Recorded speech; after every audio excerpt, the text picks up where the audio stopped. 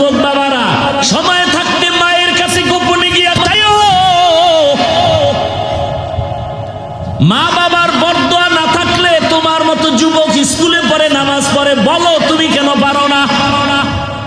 তোমার মতো যুবক র‍্যাব, আর্মি, পুলিশ, বিডিআর এর চাকরি করে, doctor, professor, engineer, OC, DC, SP, MP, মন্ত্রী, 5 ওয়াক্ত নামাজি আছে, বলো তুমি কেন পারো না? তোমার কপালে কার বরদোয়া লাগছে বলো? রাস্তায় গাড়ি চালায় যুবক, নামাজ ছাড়ে না। নদীর মধ্যে মাছ ধরে, নামাজ ছাড়ে না। ময়দানে কৃষি কাজ করে, নামাজ বাদ দেয় না। বলো যুবক বাবা, তুমি কেন নামাজ পড়তে পারো না? কেন তুমি মা বাবার দোয়া নিয়ে চলতে পারো না? বলার দায়িত্ব বিনয়ের সাথে বলে গেলাম, হেদায়েতের মালিক আমার আল্লাহ। এখনো সময় আছে, মনে মনে তওবা করো। আরে শখ লাগাইয়া গুনাহ করার মন চাইছে, কম তো করো নাই। মনে চাইছে পার্কে যাবা, দৌড়ায় গেছো, কারো বাধা মানো নাই। মনে চাইছে দাড়ি রাখবা না, রাখো নাই। মনে চাইছে নামাজ পড়বা না, পড়ো নাই। মনে চাইছে আড্ডা দিবা, সারা রাত মোবাইলে গুনাহ করবা, করেছো। এখনো কি ফিরবা না? কয়দিন দুনিয়াতে বাঁচবা? তোমার মতো যুবক গাড়ির নিচে লাশ, পানির নিচে লাশ, ঘুমের বিছানায় লাশ।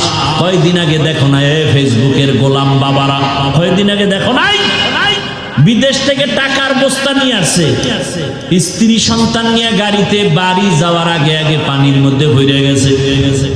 স্ত্রীও মারা গেল, সন্তানও মারা গেল।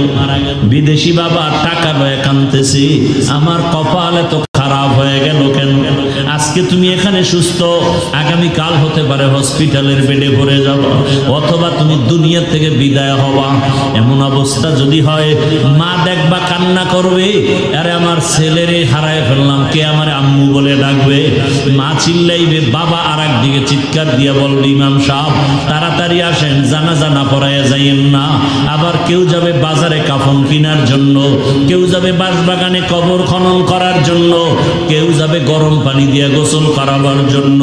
ও যুবক বাবা, কালকে এমন সময় কবরের বাসিন্দা হয়ে যাওয়া, থাকার কোনো বাঁচার গ্যারান্টি নেই, ঘুমের মধ্যে মরণ হতে পারে। অতএব এই ভয় অন্তরে নিয়া ওই কবরে কিন্তু কেউ যাবে না, জামাটা বেলেট দিয়া কেটে কেটে রেখে দিবে তোমার আপনেরা। 2 দিন কান্নার পরে আর খবর নিবে না।